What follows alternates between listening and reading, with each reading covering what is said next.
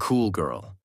The cool girl was Roblox's first IT girl. Wings, core blocks, expensive hair. This was the player who knew she was hot stuff. She probably had a full squad, a TikTok before it was cool, and at least 5 guys following her in Adopt Me.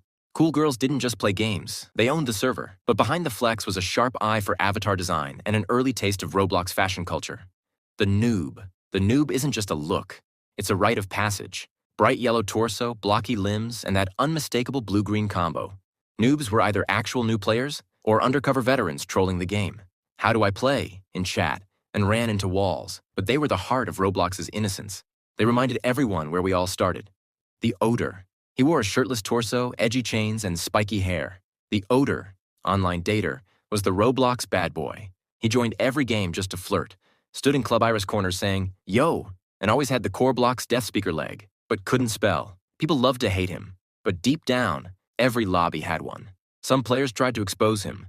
Others secretly messaged him, "You taken?" The aesthetic girl. Soft hues, bunny ears, dreamy accessories. Aesthetic girls turned their avatars into art. They weren't loud. They spoke in pastel and sparkle. These players stayed in Bloxburg or Royal High, made mood boards, and followed clean TikTok trends. They cared deeply about how everything looked, from their outfits to their friend group layout. For them, Roblox was more than a game. It was a vibe. Thick legs. What started as a glitch turned into a fashion statement. Thick leg players had the exaggerated body morphs, wide thighs, tiny torsos, and they strutted like they owned the runway. Most were trolling, some were dead serious.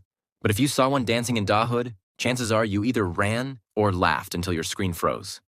Skelly girl. These girls didn't just dress spooky, they were spooky. With skeletal torsos, horns, and glowing eyes, they looked like they spawned from a Tim Burton movie. Skelly girls hung out in the dark corners of games like Flee the Facility or Horror Hangouts. They weren't afraid to roast you in chat, and they had better comebacks than anyone else in the server. Salad hair. The infamous leafy hairstyle. Most didn't wear it on purpose. It came with starter bundles. But somehow, it became its own meme. Players with salad hair were often newer, but loud, chaotic, and constantly jumping. You'd see them yelling, "Follow me," while leading you nowhere or fighting in Brookhaven for no reason. Salad hair wasn't just a hair. It was a mindset. Basic. She wore denim shorts, a blue jacket, and subtle makeup. Basic girls didn't care about trends. They wanted to look normal. These players were often chill, casual, and here to play the game. They weren't flexing, they weren't trolling. They were vibing, sometimes underestimated, but always reliable in team games. Antlers. If you had antlers, you probably had Robux, and you wanted everyone to know. This trend became a luxury flex. Red, silver, or sparkle antlers meant you were part of the rich crowd, even if the rest of your fit didn't match. These players hung out in trading hubs or flexed their inventory in Royale High. You didn't just wear antlers, you earned them. Robanger Gorl. Bright outfits, angry face, hair in buns or pigtails. Robanger Gorls were aggressive, chaotic, and 100% ready to fight. These players used voice chat, played combat games, and spammed emotes while shouting in all caps. If you saw one in Dahood, don't walk, run. They didn't just play, they dominated. Copy and paste. Long black hair, stitch face, layered clothes. Copy and paste players were clones of a trend, yet each one swore they were unique. They rolled in squads, used slang that aged people instantly, and had 3 alt accounts for backup. Most got hate, but secretly everyone tried the look at least once. Love it or not, they reshaped Roblox identity culture. The emo. Sick of bright lights and softies, these players embraced black, on black, on black. The emo trend brought creepy cute back.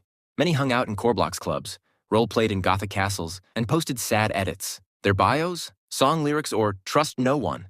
But despite the edge, these players were usually friendly once you broke the surface. The troll. You knew it when you saw it. Mismatched limbs, giant heads, silly accessories. Troll avatars existed to annoy. They ran around screaming poop, sat on people's heads, or purposely lagged games with gear. Most were harmless. Some were genius-level comedians. Either way, they were unforgettable. The gradient.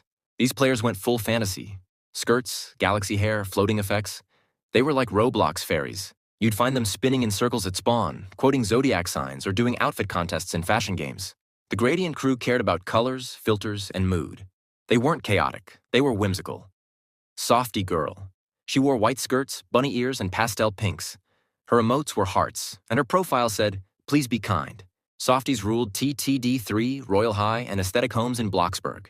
These players were sweet, until you messed with their friends. Then the claws came out. Under the fluff was a fighter. Nice girl. Clean and cute with a neutral tone, the nice girl avatar was the quiet classmate of Roblox. She wasn't the center of attention, but always got friend requests. Her favorite games? Tycoons, obbies, and parkour. She said GG even if she lost, a genuinely nice presence in a chaotic world.